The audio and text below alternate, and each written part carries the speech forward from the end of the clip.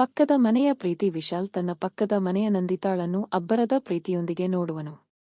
ಆದರೆ ಅವಳಿಗೆ ಈ ಬಗ್ಗೆ ಏನೂ ಗೊತ್ತಿಲ್ಲ. ಇಬ್ಬರೂ ಬಾಲ್ಯದಿಂದಲೇ ಒಟ್ಟಿಗೆ ಬೆಳೆದಿದ್ದರು. ಶಾಲೆಯಿಂದ ಕಾಲೇಜು ಮುಗಿಯುವವರೆಗೆ ಆಕೆಯ ನೆರಳಾಗಿ ಇದ್ದಾನೆ. ಆದರೆ ತನ್ನ ಹೃದಯದ ಮಾತನ್ನು ಹೇಳಲು ಧೈರ್ಯ ಮಾಡಿಲ್ಲ. ಒಮ್ಮೆ ಸಂಜೆಯ ವೇಳೆಗೆ ವಿಶಾಲ್ ಮನೆಯ ಮೇಲ್ಮಹಡಿಯಲ್ಲಿ ನಿಂತು ಹಗಲುಗನಸು ಕಾಣುತ್ತಿದ್ದ. ಆ ಸಮಯದಲ್ಲಿ ನಂದಿತಾ ತನ್ನ ಮನೆಯ ತೋಟದಲ್ಲಿ ಹೂಗಳಿಗೆ ನೀರು ಹಾಕುತ್ತಿದ್ದಳು. ಆಕೆಯ ಮೈಮೇಲೆ ಹಾರುವ ಕೂದಲು, ತಂಪಾದ ಗಾಳಿ, ಆಕೆಯ ಸಣ್ಣಸಾದ ನಗೆ, ವಿಶಾಲ್ ಇವನ್ನೆಲ್ಲ ಮಂತ್ರಮುಖಿಯಾಗಿ ನೋಡುವನು. ಅಂದು ರಾತ್ರಿ ಮೊಟ್ಟ ಮೊದಲ ಬಾರಿಗೆ ವಿಶಾಲ್ ತನ್ನ ಭಾವನೆಗಳನ್ನು ಪತ್ರದ ಮೂಲಕ ತಿಳಿಸಲು ನಿರ್ಧರಿಸುತ್ತಾನೆ. ಒಂದು ಚಿಕ್ಕ ಚೀಟಿಯನ್ನು ಬರೆಯುತ್ತಾನೆ. ನಿನ್ನನ್ನು ನೋಡಿದಾಗ ನನ್ನ ಹೃದಯ ಎದೆತಳ್ಳುತ್ತದೆ. ನಿನ್ನಿಲ್ಲದೆ ನನ್ನ ಜೀವನ ಖಾಲಿ. ನೀನು ನನ್ನ ಜೊತೆ ಮಾತಾಡೋಕೆ ಸಿದ್ಧವಾ? ಹಗಲು ಹೊತ್ತಿನಲ್ಲಿ ನಂದಿತಾಳ ಮನೆಯ ಬಾಗಿಲಿಗೆ ಸಿಡುಕು ಹಾಕಿ ಚೀಟಿಯನ್ನು ಹಾಕಿದನು. ಆದರೆ ಅದೇ ಕ್ಷಣದಲ್ಲಿ ಅವರ ಮನೆಯ ಬಾಗಿಲು ತೆರೆದು ನಂದಿತಾ ಹೊರಗೆ ಬರುತ್ತಾಳೆ. ವಿಶಾಲ್ ಆಗೊತ್ತಲೇ ಓಡಿಬಿಡುತ್ತಾನೆ. ನಂದಿತಾ ಚೀಟಿಯನ್ನು ತೆರೆದು ಓದುತ್ತಾಳೆ. ಮುಖದಲ್ಲಿ ಸಣ್ಣ ನಗೆಯೊಂದಿಗೆ ತುಟಿಗಳು ಕಳೆದು ಹೋಗಿದಂತೆ ಅನ್ನಿಸುತ್ತದೆ. ಕೆಲಕ್ಷಣ ಆಕೆಯ ಮನಸ್ಸು ಮೌನವಾಗುತ್ತದೆ. ನಂತರ ಒಂದು ಚೀಟಿ ಬರೆಯುತ್ತಾಳೆ. ಇಷ್ಟು ದಿನ ನಾನು ಕಾಯುತ್ತಿದ್ದುದು ಇದೇ. ನಮ್ಮ ಸ್ನೇಹದ ಅಂಗಳ ಪ್ರೀತಿಯ ಹೂ ಹಚ್ಚಲಿ. ಅಂದು ಸಂಜೆಯವರೆಗೆ ವಿಶಾಲ್ ತಳಮಳಿಸುತ್ತಿರುತ್ತಾನೆ.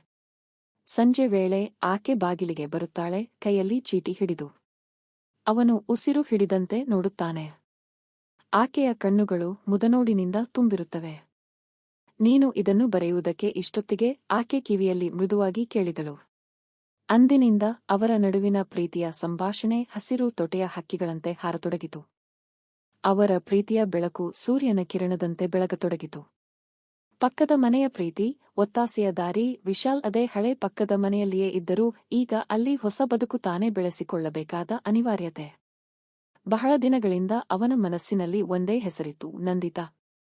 ಆದರೆ ಈಗ ಆ ಹೆಸರನ್ನು ಜಪಿಸಿದರೂ ಆಕೆ ಯಾರಿಗೋ ಬೇರೆಯೊಬ್ಬರಿಗೆ ಸ್ವಂತವಾಗಿದ್ದಳು.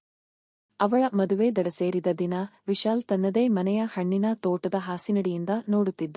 ಮಂಗಳವಾರದ ಹೊತ್ತಿಗೆ ಆಕೆ ಹಸಿರು ಕೆಂಪು ಸೀರೆಯಲ್ಲಿ ಮೆರೆಯುತ್ತಿದ್ದಳು.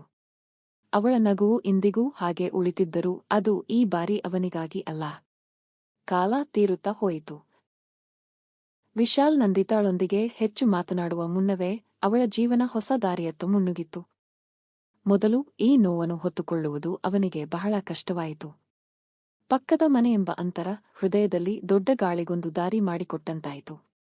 ಒಂದು ದಿನ ಸಂಜೆ ವಿಶಾಲ್ ಮನೆಯ ಹಿಂಭಾಗದ ಗಾರ್ಡನ್ನಲ್ಲಿ ಒಬ್ಬಂಟಿಯಾಗಿ ಕುಳಿತಿದ್ದ. ಅಲ್ಲಿಯೇ ಎದ್ದ ನೆನಪುಗಳು ಆತನ ಮನಸ್ಸನ್ನು ಸುತ್ತಿಕೊಂಡವು.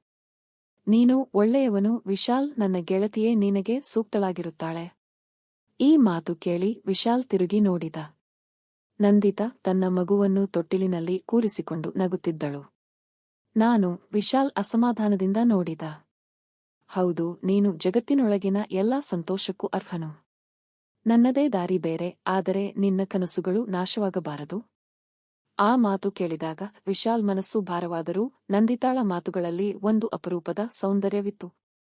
ಪ್ರೀತಿಯ ಕನಸು ಬೇರಾರಿಗೋ ಒಲಿದರೂ ಬದುಕು ಮುಂದುಗೊಳ್ಳಲೇಬೇಕು.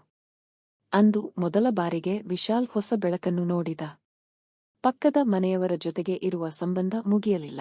ಅದು ಪ್ರೀತಿಯ ರೂಪದಿಂದ ಸ್ನೇಹದ ಸುಗ್ಗಿಯಾಗಿ ಬದಲಾಗಿದೆ.